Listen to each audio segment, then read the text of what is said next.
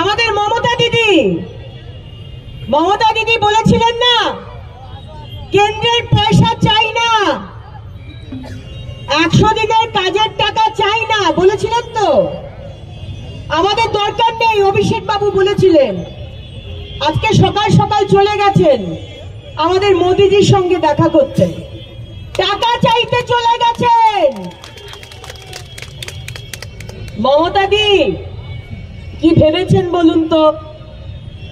আপনার সরকার, আপনার নেতা মন্ত্রী কর্মী চুরি করবে, 100 দিনের কাজের টাকা চুরি, প্রধানমন্ত্রী আবাস যোজনার বাড়ির টাকা পাঠিয়েছে, চুরি করে নিয়েছেন, প্রধানমন্ত্রী বাথরুমের টাকা পাঠিয়েছেন, মানে যাকে আমরা বলছি পায়খানাও খাচ্ছে আজকাল তৃণমূল, সবই খাচ্ছে, তার টাকাও চুরি করে নিয়েছে।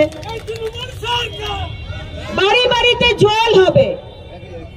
আজকে আমাদের বাড়ির মায়েরা ঘন্টার পর ঘন্টা দূরে গিয়ে জল নিয়ে আসতে হয়, কত কষ্ট করতে হয়। আজকে সেই জল যাতে বাড়ি বাড়িতে পাইপ বসে এবং বাড়ি বাড়িতে পানীয় জলের ব্যবস্থা হয়, তার জন্য কোটি কোটি টাকা দিচ্ছেন, তাও চুরি করেছে। আর তারপরে মমতা ব্যানার্জি বাংলার মানুষকে নতুন ভাবে আবার ভুল বোঝাতে শুরু করেছেন, কারণ হাতে তো আর 3টে মাস সময়। শুনছেন তো?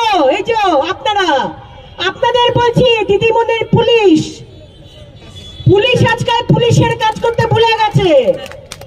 আপনিও দাদা, পুলিশ এখন কি করে? দিদির জন্য কালেকশন তুলছে, কালেকশন তুলছে। আজকে মালদা, যে মালদাকে এক সময় বলা হতো সিল্ক রেশমের জন্য বিখ্যাত ছিল, আর আজকে সেই মালদা সকালে উঠে একটা ট্রেন ছাড়ে, ফারাক্কা এক্সপ্রেস, তাই তো?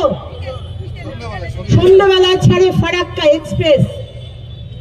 সেই ট্রেনে করে মালদা থেকে পরিযায়ী শ্রমিক, আমাদের বাড়ির ছেলে মেয়েরা বাবা মাকে ছেড়ে, স্ত্রীকে ছেড়ে, বাচ্চাকে ছেড়ে তারা অন্য রাজ্যে যায় চাকরি করতে।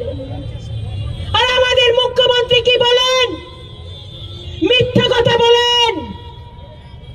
মমতা ব্যানার্জি, আপনি মিথ্যাবাদী, আপনি একজন প্যাথোলজিক্যাল লায়ার। আপনি আমাদের কোটি কোটি টাকা খরচা করে আপনি বেঙ্গল গ্লোবাল সামিট করেন, আর তারপর আপনি বলেন কত 40 লক্ষ কোটির বিনিয়োগ হয়েছে, ইনভেস্টমেন্ট হয়েছে। কোথায় দিদিমণি, কোথায়? আকাশে হয়েছে নাকি মাটির তলায় হয়েছে? কোথায় আছে? কোথায় আপনার ফ্যাক্টরি? আপনি বলেন 40 লক্ষ চাকরি হয়েছে। আর যদি 40 লক্ষ চাকরি হয়, তাহলে আমাদের বাড়ির ছেলে মেয়েগুলো পরিযায়ী শ্রমিক হয়ে বাইরে যাচ্ছে কেন? বলতে পারেন কেন?